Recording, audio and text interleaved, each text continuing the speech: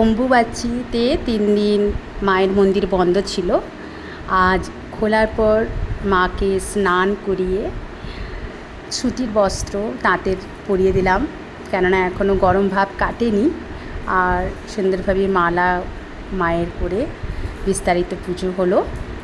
আর এমনকি প্রত্যেক মাকেই শৃঙ্গার করতে হয়েছে। আর মা কালীকেও স্নান করিয়ে সুন্দরভাবে সাজানো হয়েছে। কালী, এদিকে মা ত্রিপুরাও আজ রেডি হয়ে গেছেন। আর সবথেকে বেশি বড় লাগে মা দুর্গা।